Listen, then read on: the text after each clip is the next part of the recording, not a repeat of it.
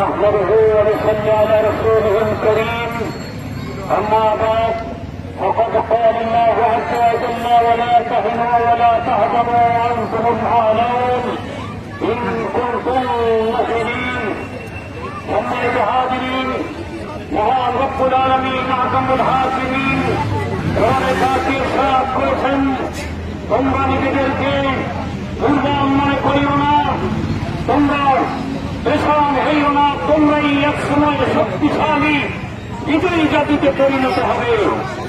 সম্মানিত হাজিরিন আজকে মুসলমানদের ব্যক্তিগত চারিত্রিক সামাজিক অবক্ষয়ের কারণে আজকে মুসলমানদের উপরে বিপদ আপদ মুসলমানদের শিক্ষা দীক্ষার নামে আজকে আরো বিশ্বের রাজাবাদ ছাড়া ও বিএসের কারণে এবং তাদের নির্লিপ্ততার কারণে আমেরিকা ইউরোপের গোলামির কারণে আজকে মুসলমানদের সেই কাজার মাধ্যমে মুসলিম বিশ্বে অনুপ্রবেশ করার সুযোগ পেয়েছে।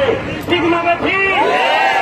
আজকে এই কাজাকে কিভাবে দখল করেছে মুসলমানদের উৎখাত করেছে আরো প্রজাবাদ ছাড়া তারা আরাম আইসের মধ্যে তারা ঘুম যাচ্ছে।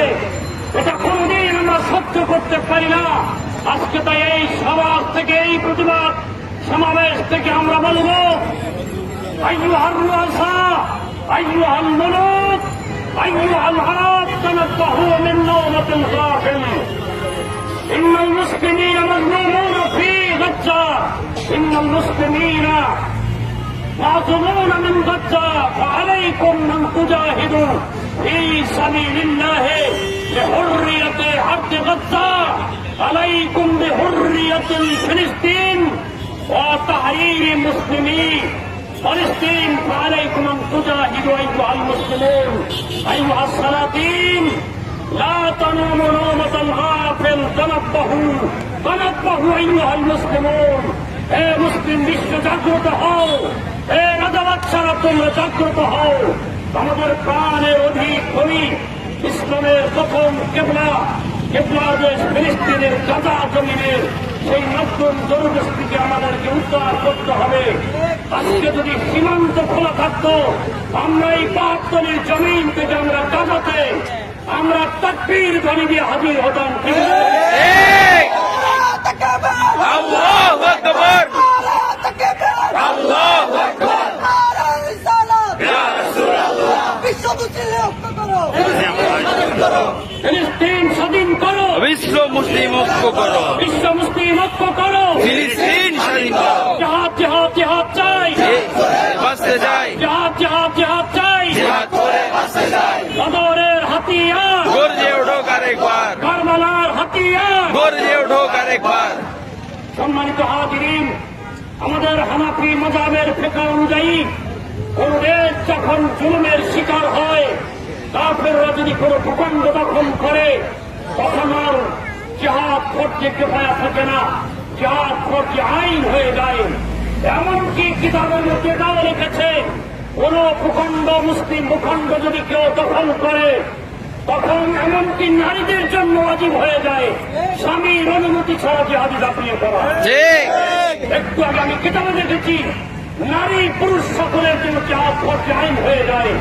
কিন্তু আফসোস আজকে আমরা যেতে পারছি না।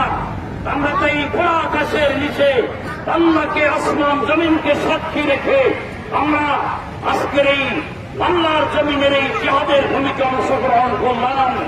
আল্লাহ রাব্বুল আলামিন গাজার জমিনকে আবার মুসলিম জনগোষ্ঠীকে ফিরিয়ে দিই। সবাই বলুন আমিন। আমিন। হাজিরিন খবরদার তাআওয়ানু আলাল বিররি ওয়াত তাকওয়া ওয়া লা তাআওয়ানু আলাল ইসমি ওয়াল উদওয়ান। আল্লাহ বলেছেন খবরদার অপরাধীদের পক্ষে তোমরা সাহায্য করিও না। অতএব যেসব পণ্য যেমন পেপসি শব্দের অর্থ হল Penney pay for save Israil, Penney pay for save Israil, অর্থাৎ তোমরা পয়সা সংরক্ষণ করো ইসরায়েলকে রক্ষা করা। নাউযুবিল্লাহ। অতএব এই পেপসি আমরা খাবো না যার ভিতরে সরাসরি ইসরায়েলকে রক্ষা করার স্লোগান।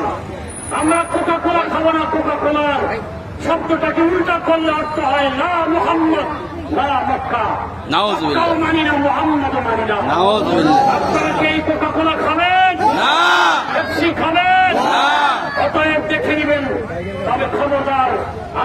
কোন দোকানে হামলা করবেন না।